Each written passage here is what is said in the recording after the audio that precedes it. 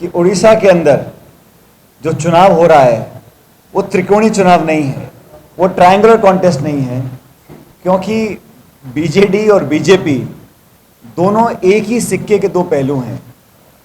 और कहीं ना कहीं उड़ीसा और केंद्र सरकार भी लगभग डबल इंजन सरकार है। 5 साल तक बीजेडी ने लगातार समर्थन किया एनडीए की सरकार का, लोकसभा में, राज्यसभा में, सदन के अंदर, सदन के बाहर, और चुनाव से पहले वो लोग अलग अलग लड़ रहे हैं। ये एक रणनीति के तहत किया जा रहा है। मुझे लगता है कि मतदाता ये समझ गया है कि अगर हम बीजेडी को वोट दे रहे हैं तो वो वोट बीजेपी को लग रहा है। और ये बात आज जनता ने इस बात को हमको भी कहा जब मैं सभा को संबोधित कर रहा था। तो ये चुनाव कांग्रेस मजबूती से लड़ रही है और मुझे खेद है कि इस देश में जो संवैधानिक संस्थाएं हैं, लगातार उन संस्थाओं को नीतिगत तरीके से कमज़ोर करने का काम किया जा रहा है। और मुझे बड़ा आश्चर्य है कि देश की सबसे बड़ी विपक्ष की पार्टी कांग्रेस है, चलते चुनाव के अंदर कांग्रेस पार्टी के बैंक के खातों को सीज किया जाता है। सुप्रीम कोर्ट ने इंटरवीन किया, तब जाके उसमें राहत मिली। प्रमुख विपक्ष की पार्टियों के आप खाते बंद कर दें, 2 निर्वाचित मुख्यमंत्रियों को आप जेल में डाल दें, और निर्वाचन आयोग की जिम्मेदारी है कि एक लेवल प्लेइंग फील्ड हर पॉलिटिकल पार्टी को मिलनी चाहिए।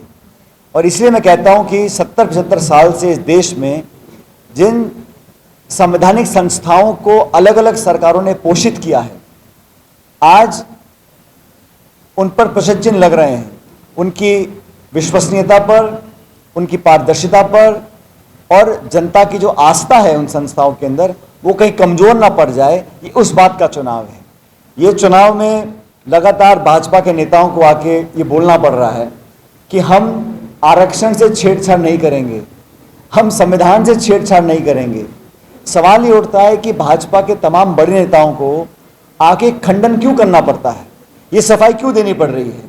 आज से पहले जो प्रधानमंत्री और बड़ी सरकारें थीं, राजीव गांधी जी के पास 400 से ज़्यादा सांसद थे, उन्होंने कभी नहीं कहा कि हम संविधान से छेड़छाड़ नहीं करेंगे या आरक्षण से छेड़छाड़ नहीं करेंगे। ये भाजपा और उनके जो वायुमंडल है वहीं से ये बातें निकली हैं, और सरकार और सत्ताधारी दल के अंदर से आवाजें उभरी, सवाल उठे संविधान को लेकर, आरक्षण को लेकर। इसीलिए पॉलिटिकली बैकफुट पे आते हुए भाजपा ने अब खंडन किया है, और हम पे आरोप लगा रहे हैं कि कांग्रेस आ जाएगी तो क्या हो जाएगा।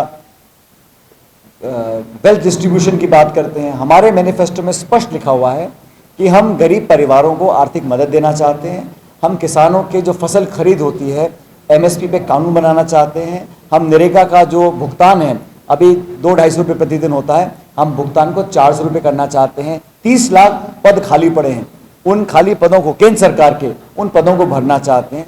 तो हमारा मैनिफेस्टो बड़ा स्पष्ट है, ग्रोथ ओरिएंटेड है, जॉब ओरिएंटेड है, महिला, किसान, श्रमिक, उन लोगों के ध्यान को टक्कर बनाया गया है। और मैं इतना कह सकता हूं कि जिन जिन राज्यों में भाजपा और कांग्रेस का सीधा मुकाबला है, उन तमाम राज्यों के अंदर कांग्रेस पार्टी की स्थिति बहुत बेहतर है। और जो हमारे गठबंधन है इंडिया अलायंस का, विशेष रूप से बिहार में, महाराष्ट्र में, बाकी राज्यों के अंदर हम लोग बहुत बेहतर करेंगे। 4 जून को मतगणना होगी और मुझे लगता है कि ये बदलाव का चुनाव है। जनता ऊब चुकी है उन्हीं जुमलों से, उन्हीं आश्वासन और वादों से। और साथियों, बड़ा अजीब है कि अभी तक ऐसा होता था, विपक्ष सरकार पर आरोप लगाता था। पहली बार देखा है कि सत्ताधारी दल और सरकार विपक्ष पे आरोप लगा रहे हैं और कांग्रेस पे आरोप लगा। आज भी नेहरू जी को लेकर, इंदिरा जी को लेकर, राजीव गांधी जी को लेकर चर्चाएं की जाती हैं। 50 के दशक में क्या हुआ, 60 के दशक में क्या हुआ, लेकिन आपने इन 10 सालों में क्या किया, उसका कोई जवाब नहीं मिल रहा है। और दूसरी बात, भारतीय जनता पार्टी के जो हमारे साथी हैं, जब विपक्ष में थे तो तमाम आर्थिक नीतियों का विरोध करते थे। मैं आपको उदाहरण देना चाहता हूं। जब हमने बात की एफडीआई की, फॉरेन डायरेक्ट इन्वेस्टमेंट, रिटेल और डिफेंस में, उसका विरोध किया, आज समर्थन कर रहे हैं। मनमोहन सिंह जी के सरकार में मैं मंत्री था, हम लोगों ने डीबीटी, डायरेक्ट बेनिफिट ट्रांसफर चालू किया, उसका विरोध इन्होंने किया। हमने जीएसटी को चालू करना चाहा, उसका विरोध किया। हमने इंडिया यूएस न्यूक्लियर डील किया, उसका इन्होंने विरोध किया। WTO का विरोध करते थे, तो और स्वदेशी जागरण मंच तो बोलता था कि WTO से बाहर आ जाइए। तो तमाम जो आर्थिक मुद्दे थे, और ये Aadhaar card, unique identification number, broadband to the villages, IT revolution, telecom revolution, जिसकी आज ये सरकार बहुत बखान करती है, ये सब कांग्रेस की सोच की परिकल्पना का परिणाम है। हेलो 10th एग्जामिनीज, आपण मैंने एमती एक स्कूल खोजुचंती कि जोंठी इंटीग्रेटेड कोचिंग पाई परिबे तेबे TSC गुरुकुले जोग दियंतु जा एकेडमिक लर्निंग पार्टनर फिजिक्स वाला सहित अनुमोदित। कॉल 9438782020।